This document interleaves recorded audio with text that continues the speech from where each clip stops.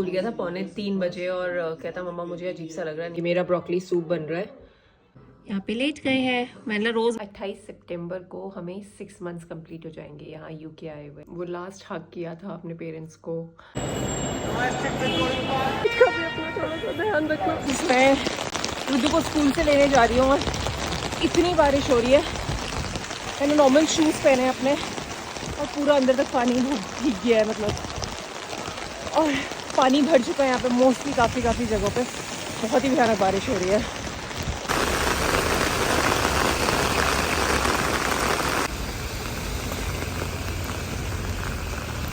Morning everyone, welcome back to my channel.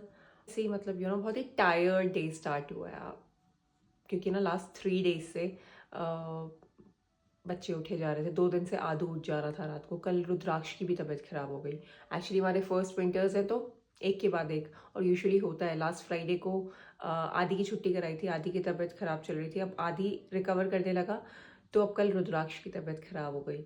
उसको बहुत खांसी वगैरह हो रही थी, फिर उसको वॉमिट भी हो गया, तो आज रुद्राक्ष की छुट्टी कराई है। सो ये सब चलता रहता है बीइंग मॉम ऑफ ट्विन्स, या फिर ट्विन्स ना भी हो तो 2 बच्चों के साथ ना होता ही है ऐसे कि एक की तबीयत खराब होती है फिर दूसरे की तबीयत खराब हो जाती है, तो वो सब चलता ही रहता है। रुद्दू को कुछ खाया तो है नहीं, इससे मैंने सुबह ही ना उठ के बॉईल कर दिए थे एग्स, क्योंकि उसको बॉइल्ड एग्स पसंद है। तो बस अब उसको बॉइल्ड एग खिलाती हूँ, थोड़ा सा तो पेट में कुछ जाएगा। फिर उसको ब्रोकली सूप पसंद है, तो मैं पढ़ भी रही थी कि ब्रोकली सूप अच्छा रहता है कोल्ड कफ में देने के लिए, तो मैंने ब्रोकली भी बॉईल करके रख दी है। देन मैं उसके लिए ब्रोकली का सूप बना दूँगी। आज सुबह रुद्दू उठ गया था 2:45 बजे और कहता मम्मा मुझे अजीब सा लग रहा है, नीचे लेके चलो। अब यहाँ पे वॉशरूम तो नीचे होते हैं, तो हम लोग भागते हुए दोनों के दोनों नीचे आए, बट उसको हुआ नहीं वॉमिट वगैरह कुछ। फिर मैंने उसको बोला, मैं रात को तो आपने किया, कुछ खाया नहीं है, कहाँ से कुछ निकलेगा। फिर हम वापस ऊपर गए, सुलाया, दवाई ववाई पिला के, बट अभी भी खांसी हो रही है उसे काफ़ी। इनफैक्ट टीवी देखना है उसे, और ऐसे बैठा हुआ है पूरा ब्लैंकेट वगैरह लेके। जो आदि अकेले स्कूल जा रहा था उससे बड़ा अजीब सा लग रहा था, देख रहा था कि भैया नहीं आ रहे मेरे साथ। वैसे तो वो आ जाएगा अभी 2 घंटे में, तो उसको वापस लेने जाना है। आज बहुत हवा चल रही है, बारिश भी हो रही है साथ साथ। बस यार ये बच्चे जल्दी जल्दी ठीक हो जाएं। इसको खांसी इसलिए भी है, स्कूल में टी शर्ट पहन के घूम रहा था। अब वहाँ यहाँ के लोगों को नहीं लगती है इतनी ठंड, पता नहीं मतलब वो लोग टी शर्ट पहन के घूम रहे हैं, तो ये भी स्कूल के अंदर प्रॉपर हीटर्स हैं, ठीक है। आप बाहर प्लेग्राउंड में आ रहे हो तो भैया आपने ऊपर से जैकेट डाली, आगे से बंद तो कर लो, जिप आपकी पूरी खुली है, होगी खांसी। इसमें मैं समझाती रहती हूँ, मतलब बेटा बाकी बच्चों की तरह मत किया करो, आपके फर्स्ट विंटर्स है, पहले एटलीस्ट आपकी बॉडी अडेप्ट तो कर ले यहाँ का वेदर, उसके बाद मतलब धीरे धीरे जब ठीक है। सबकी तरह मत करो कि जस्ट बिकॉज सबने टी शर्ट पहन रखी है तो मैं भी टी शर्ट में घूम रहा हूँ। आज फ्राइडे है, 2 दिन वीकेंड तक होपफुली बेटर हो जाएगा। अभी नहलाते मिलाते हैं इसको, फिर गरम गरम ब्रोकली सूप बना के पिलाते हैं तो हो जाएगा फटाफट ठीक। ये मेरा ब्रोकली सूप बन रहा है। रुद्दू को नहला देती हूँ क्योंकि बहुत कोल्ड भी हो रहा है, उसको अच्छे से उसका सारा वो निकल जाएगा गर्म पानी में नहा के। दिन में बना देती हूँ मूंग की दाल और चावल, मतलब एकदम हल्का रखती हूँ बच्चों के लिए ताकि खाने में दिक्कत ना हो। आदि के लिए भी वही सही रहेगा। तो मैं नहा के निकल गई हूँ, अपना ब्रेकफास्ट कर रही हूँ, बॉइल्ड एग, ब्रेड और सूप। और बस 15 मिनट में मुझे आदि को लेने के लिए निकलना है। पैरों में मेरे इतना दर्द हो रहा है कि मेरी हिम्मत नहीं है कि मैं चल के जाऊँ। मैं पिछले 3 दिन से मैं 3 बजे उठ रही हूँ सुबह। रोज़ कोई ना कोई बच्चा उठा देता है, तो I just can't walk at all. मेरे में हिम्मत नहीं है कि मैं 20 मिनट पैदल चल के जाऊँ और पैदल चल के आऊँ। सो मैं बस कर लूँगी और बस में ही जाऊँगी।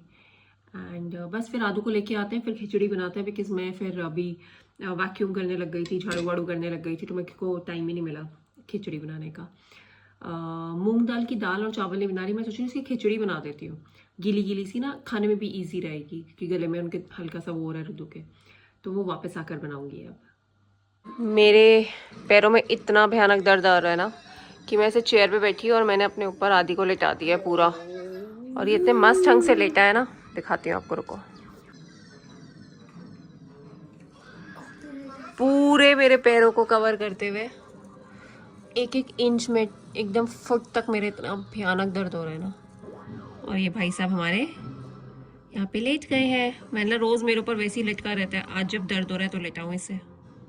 सो रुदू को मैंने भी ऊपर भेज दिया है सोने के लिए, जो वो सो नहीं रहा है, 2 बार नीचे आ चुका है। सो कल 28 सितंबर को हमें 6 मंथ्स कंप्लीट हो जाएंगे यहाँ यूके आए हुए। एंड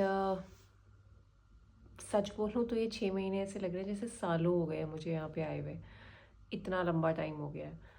और कब से मैं अपने घर वालों से नहीं मिली हूँ इतने लंबे टाइम से। वाले दिन याद आ रहे हैं अपने लास्ट के, जो मैंने वहाँ पे स्पेंड किया था अपने मॉम डैड वगैरह के साथ।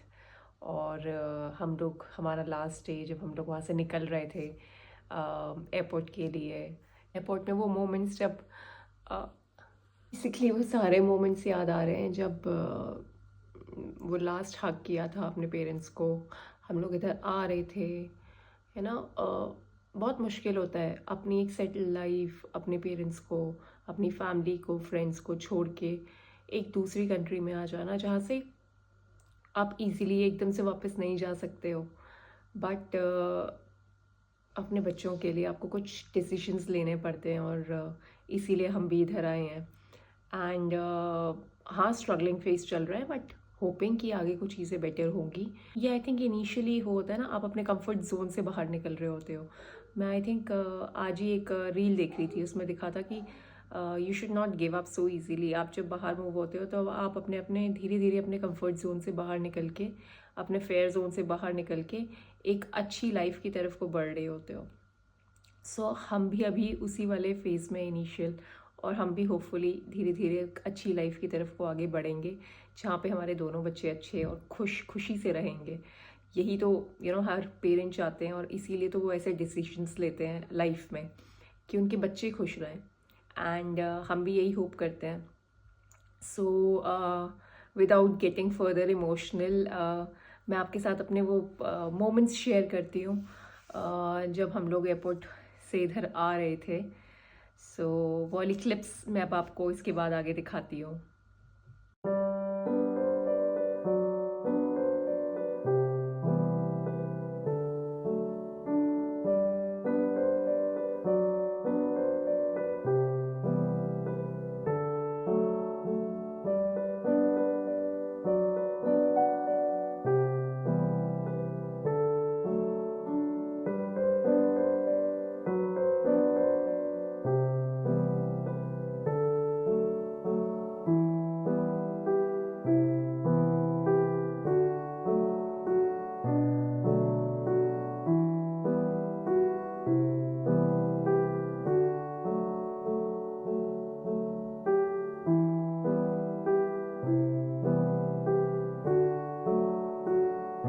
इन सब के बाद जब हम लैंड हुए यूके में, हमारी लंदन हीथ्रो में लैंडिंग थी। बट हमारी पूरी फ़्लाइट इतने आराम से निकली, बट हमारी लैंडिंग वाज सो डिफ़िकल्ट। हम यूके में लंदन हीथ्रो में तो लैंड ही नहीं हुए। 3 अबॉर्टेड लैंडिंग्स हुई थी हमारी। एक तो एयर इंडिया के पुराने एयरक्राफ्ट्स, एंड हम 3 बार, इतनी विंडी था उस दिन, इतना विंडी था। मुझे मनीषी बाद में बता रहा था कि चलना मुश्किल हो रहा था रोड पे। Whereas other aircrafts were landing, but शायद जिस एयरक्राफ्ट में हम थे एयर इंडिया के, वो उतना विंड नहीं झेल सकता था। So it was not equipped कि वो उस विंडी कंडीशन में वहाँ लैंड हो सकता। सो आफ्टर 3 अबॉर्टेड लैंडिंग्स हम लोग डाइवर्ट हो गए बर्मिंघम। इनिशियली हमें बोला बर्मिंघम में रिफ्यूलिंग होगी और हम वापस हीथ्रो ही जाएंगे। बट एयरक्राफ्ट के अंदर, बर्मिंघम में एयरक्राफ्ट के अंदर 2-2.5 घंटे बैठने के बाद हमें बोला अब हमें बर्मिंघम में ही उतरना है। इमेजिन, मनीष हमारा वेट कर रहा था लंदन हीथ्रो पे। हमारी फ़्लाइट इतना मेजरली डिले हो गई थी कि जब तक हम वापस यहाँ रेडिंग अपने घर पहुँचे थे ना, हमें ऑलमोस्ट 22 आवर्स हो गए थे उठे हुए एक दिन पहले से। एंड बच्चे इतने थक गए थे, मतलब मुझे ऐसा लग रहा था जब फ़्लाइट वो हो रही थी कि चलो अच्छे से फ़्लाइट निकल गई, बट जब हम लैंड नहीं हो पाए, बर्मिंघम में उतरे, मतलब हम लोग इतने परेशान होते होते पहुँचे थे ना टूवर्ड्स दी एंड। फिर बर्मिंघम में वहाँ कोई पोर्टर भी नहीं होता। लंदन का तो मैंने चेक कर लिया था, वहाँ पोर्टर सर्विस मिल जाती है, बट बर्मिंघम में उतनी रात को कोई पोर्टर सर्विस नहीं थी, कुछ नहीं था। और ट्रॉलीज़ लेने के लिए भी ना आपको मतलब यहाँ तो आपको पे करना पड़ता है। सो मेरे पास पाउंड्स थे, बट प्रॉब्लम ये थी कि कैश नहीं चल रहा था वहाँ पे। वहाँ पे आपके पास कार्ड होना चाहिए था, और कार्ड भी इंडिया के हमारे कार्ड्स नहीं चल रहे थे जो कि इंटरनेशनली यूज़ करे जा सकते हैं, वो कार्ड नहीं चल रहे थे, लोकल कार्ड चाहिए था। सो आई वॉज सो हेल्पलेस उस टाइम पे। मतलब मुझे अभी याद आता है हम लोग कैसे पहुँचे हैं ना यहाँ पे। मेरे साथ 2 बच्चे, मेरी मदर इन लॉ, हम 3 जने, एंड मम्मा, मेरी मदर इन लॉ को भी, मम्मी को भी कुछ इतना कुछ नहीं पता, वो उनके लिए भी ये सब कुछ बहुत नया था। उनको मैंने दोनों बच्चों के साथ खड़ा किया। मैं वहाँ लोगों से लिटरली बोल रही हूँ कि please help me, I will pay you. मैं हाथ में 50 पाउंड्स पकड़ के चल रही हूँ, आई विल पे यू। आप मेरे को 2 ट्रॉलीज़ निकलवा दो, आप अपने कार्ड से मुझे 2 ट्रॉलीज़ निकलवा दो। And people was so bad. मतलब आई अंडरस्टैंड हमारी फ्लाइट इतना मेजरली डिले हो गई थी, बट यार सभी स्ट्रगल कर रहे थे ना, मैं भी तो फंसी हुई थी, मैं भी तो स्ट्रगल कर रही थी। लोग वहाँ पे बोल रहे हैं you know I am sorry, I can't help you, I am tired, I am leaving, और ऐसे करके। और ये सारे इंडियंस थे, माइंड यू, मतलब कोई फॉरेनर की बात नहीं कर रही हूँ मैं, सारे इंडियंस थे जो मुझे मना कर रहे थे कि सॉरी कांट हेल्प। एक बुढ़ी सी लेडी आई, इंडियन, उसने मुझे बोला can you just help me with the card. उसको वो कार्ड ऑपरेट नहीं करना आता था ट्रॉली निकालने के लिए। मैंने उसकी मैं हेल्प करी, और उसकी हेल्प करने के बाद मैंने उसको बोला आप ये मुझसे पैसे ले लो। I was giving her money, और मैंने उसको बोला आप मुझसे पैसे ले लो। मैं ज़्यादा ही पैसे दे रही थी इनफैक्ट, बट मैं इंडियन रुपीज़ दे रही थी उसे। तो क्योंकि ऑब्वियसली 50 पाउंड का चेंज तो किसी के पास था नहीं, तो 2 पाउंड की एक ट्रॉली थी, तो 4 पाउंड्स की मुझे 2 ट्रॉली चाहिए थी। मैं उसको 500 का नोट दे रही थी, एंड मैंने उसको बोला आप ये पैसे ले लो, प्लीज़ मुझे भी 2 ट्रॉली और निकालने दो। इमेजिन, उसकी पूरी हेल्प करने के बाद, उसकी 2 ट्रॉलियाँ वहाँ से निकाल के हाथ में पकड़ा के देने के बाद उसने मुझे मना कर दिया। तो मुझे लगा कि कैसे लोग हैं यार। मतलब मैं जब लैंड हुई, मेरा इतना इम्प्रेशन ख़राब हुआ ना इस जगह का, मैंने सोचा कि कैसे लोग हैं, मतलब हेल्प ही नहीं कर रहे हैं एंड ऑल दैट। फिर एक आदमी आया फाइनली, उसने मेरी हेल्प करी। उसको मैंने 500 रुपीज़ दिए, इंडियन रुपीज़, और उसने मुझे 2 ट्रॉलीज़ वहाँ से निकाल के दी। फिर हमारे पास 8 चेकड इन बैग्स थे, बड़े बड़े। वो 8 चेकड इन बैग्स मैंने अकेले कन्वेयर बेल्ट से उतार के उन ट्रॉलीज़ में एडजस्ट करे। एक पॉइंट ऐसा आ गया था कि मुझे लगा था मैं चक्कर खा के गिर जाऊंगी। सो मैं फटाफट गई, मैंने अपने बेटे को बोला, मेरा बैग पकड़ा, मैंने अपने पर्स में से एक मिंट निकाली, च्युइंगम निकाली, च्युइंगम खाई, क्योंकि मुझे ऐसा लग रहा था मेरा शुगर लेवल लो हो रहा है, क्योंकि मेरे भी हालत ख़राब हो गई थी। मतलब हमें 20-21 घंटे हो गए थे उठे हुए एक दिन पहले से। फिर निकाल के वो खाई, थोड़ा सा शुगर गया अंदर बॉडी के अंदर। फिर बाकी के बैग्स निकाले। हेल्प तो कोई करता नहीं है, किसी ने हेल्प नहीं करी, मैंने अकेले ही सारे बैग्स उठाए वहाँ से। इतने सारे लोग खड़े थे, सब थके हुए थे, बट वही, किसी ने कोई हेल्प वेल्प नहीं करी।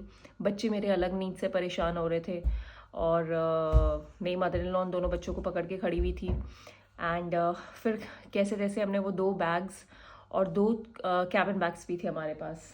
ये सब के बीच में मनीष को हमने बोल दिया था कि जैसे ही हमें पता चला था कि अब हम बर्मिंघम में ही बाहर निकल रहे हैं, हमने मनीष को बोला तुम वापस रेडिंग चले जाओ, इधर मत आओ बर्मिंघम, कोई सेंस नहीं बनता है, अब हीथ्रो से बर्मिंघम आओगे, हम गाड़ी कर लेंगे। बट मनीष ने जहाँ से टैक्सी करी थी, उन्होंने किसी से बुलवा के बर्मिंघम पे हमारे लिए टैक्सी ऑलरेडी भेज दी थी। तो हम लोग वो दोनों बैग्स उठा के, दोनों बच्चों को पकड़ के हम लोग बाहर निकले। फिर उन्होंने हमें कांटेक्ट किया जो टैक्सी लेकर आए थे। पता नहीं, थैंकफुली मनीष ने मुझे ना एक कार्ड दिया था, यहाँ का सिम कार्ड दिया था, मैंने वो लगाया तो वो चल पड़ा था। सो थैंक गॉड मेरे पास वो सिम कार्ड था, नहीं तो हम किसी से कांटेक्ट भी नहीं कर पाते। लैंड होने के बाद इतना मुश्किल हो जाता किसी से बात करना भी। एंड फिर हम लोग निकले, और वो टैक्सी में जो आए थे हमें पिक करने के लिए, वो उनके साथ फिर हम लोग रेडिंग पहुँचे। तो हम लोग रेडिंग करीबन इंडिया टाइम के हिसाब से सुबह 5:30-6 बजे पहुँचे, और हम सुबह एक दिन पहले 7 बजे के उठे हुए थे। मतलब इतना टायरिंग रहा ना हमारा पूरा वो, बट साईं बाबा की कृपा से पहुँच गए। मतलब कुछ हुआ नहीं, ठीक ठाक से, बहुत तकलीफ़ें उठाई, बट फिर भी पहुँच गए हम लोग। सो इसलिए जब हम लोग यहाँ पहुँचे ना, मेरा एक्सपीरियंस इतना ख़राब था ना, मतलब इंडियंस को लेकर, कि कोई हेल्प ही नहीं करता है। और इनफैक्ट जब हम शुरू में यहाँ पे बाहर निकलते थे ना, कोई आप if you come across any Indian on the road ना, लोग ऐसे देख के, और फॉरेनर्स देख के आपको स्माइल कर रहे हो, इंडियंस आपको देख के मुंह बना रहे, तो इतना अजीब सा लगता था ना, कहाँ आ गए, क्या है। बट फिर वही है कि अजीब से लोग होते हैं तो अच्छे लोग भी होते हैं, आपको कुछ अच्छे लोग भी मिलते हैं। And I am so happy कि मुझे बहुत अच्छे लोग भी मिले यहाँ पे, जो अच्छे से बात करते हैं, अच्छे से मिलते हैं, इनफैक्ट यहाँ यूट्यूब पे ही मुझे इतने सारे लोग मिले जो हमेशा बोलते हैं, जो यहाँ पे सेटल्ड हैं, बोलते हैं कि आप प्लीज़, आपको कोई चाहिए होगा तो ask for help and all that, and मिलने के लिए बोलते हैं, which is so nice. Thank you so much आप सब लोगों का जो मुझे सपोर्ट करते हैं, जो ऐसे बोलते हैं कि आ जाइए, लेट्स मीट, या कोई हेल्प चाहिए तो मुझे बताना and all that. It really means a lot. So thank you so much आप सबका। बस अब यही है, आगे की जर्नी तो आप हमारी देख ही रहे हैं, कैसे हम आए वो मैंने आपको बता दिया, एंड जस्ट होपिंग कि सब कुछ आगे अच्छे से चलेगा, सब ठीक रहेगा। बाकी that's all for this vlog, and I hope आपको हमारा व्लॉग पसंद आया होगा। So if you like our vlog, do like, share and subscribe, and keep showering us with your love. और अगर आप लोग कमेंट करते हैं तो मुझे बहुत अच्छा लगता है, मुझे जब भी किसी का कमेंट आता है ना, मुझे बहुत अच्छा फील होता है। And thank you so much, keep loving us, bye bye.